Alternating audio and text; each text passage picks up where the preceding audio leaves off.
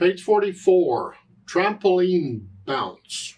Here we're learning a new note for the bass clef. Another new note, where they're pouring them on, because right now we've had the middle C and F, and then we had the E and the G. We've had these notes in bass clef. Well, now they're adding the C, which is the next to the bottom space, and it is the C below middle C here. They're calling it a landmark note because all the C's would be landmark notes, because they're symmetrical. Middle C's in the middle of the grand staff. Well, all the other C's up and down are equal distance from it. It balances out. So it's just handy that it's a landmark note. I don't always use this as a landmark note, but as we learn the other C's, it'll become more clear to you why they're calling it a landmark note. For now, just know it's a C. And if they ask you what the landmark notes are, then you got to know that it's a landmark note for them. It might not be for somebody else, but for this book it is. Which finger you use, whichever. That music, whatever it needs, that's what you use. But that's it. This C. Now in the box there in the upper right hand corner, they talk a little bit about stems for notes. Usually you don't have to worry about stems too much. They're in there, you just take them, whatever. They don't really affect how you play it too much. However, since they brought it up, I'm going to talk about it a little bit because there's more to stems than this. Typically in music, when they have the head of the note, the little circle thingy, and then they have the stem. And they like to try and keep the whole thing sort of within the staff as best they can. Of course, you can't always, but they do the best they can. Well, to do that, then when notes get up high on the staff, the stem goes down, and when the notes are low on the staff, the stem goes up. This helps to keep the whole note within the staff, pretty much. So the general rule is, if you're handwriting music, keep it in mind. If you're using software for it, it'll do it automatically. That if a note is on the middle line, and it doesn't matter what the clef is. We're not talking clefs here. This is just notes and staves.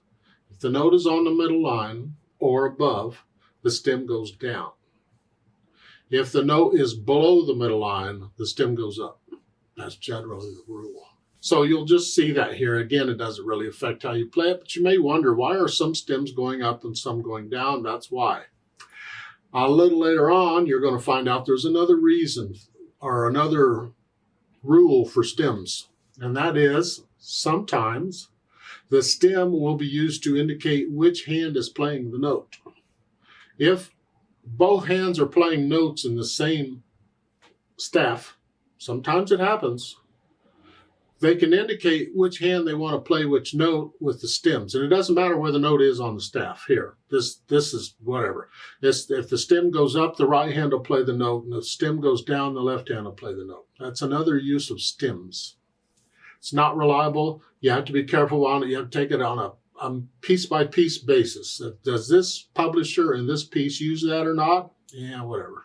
Right now, you're not going to see that for a while because you got each hand playing on a different staff. Now for bounce, they're really not doing much here. It's all bass clef, of course, and you have the C here. So you're playing those. The rest you go up here and play that. You're just using your third finger. Or here, second one, you got C. Okay, now the whole note's at the bottom, and you see there's no time signature or nothing. There's no timing. You're just playing the notes. And here, C, F, C, G. You can use any finger you want. You have to look down when you're moving. That's fine. It doesn't matter. Whatever. Play the notes. Make sure you can say the names of all these notes instantly. You know what they are. I use a drill called the play it and say it drill. I don't know if I've talked about it yet or not. That's where I forget the rhythm. I just pretend like they're all whole notes like this, number 3. And I just play the note and say the name of it. The idea is that when I say the name of it, I also want to hear the note. Over time, you'll learn to associate the two. That's why we do it. So this bottom line, we just say the note and play it. We play it C, F, C, G, C, C, C, E, F, G, over and over, because it gets better. You eventually get to where you just know the name of the note. And our middle C, I don't say middle C, I just say C. Now, I'm not going to do any play with me's on these 3 lines. They're really just little short example things. You can do those. If you have any questions, you're welcome to ask, but that's about all I have to say on this for now.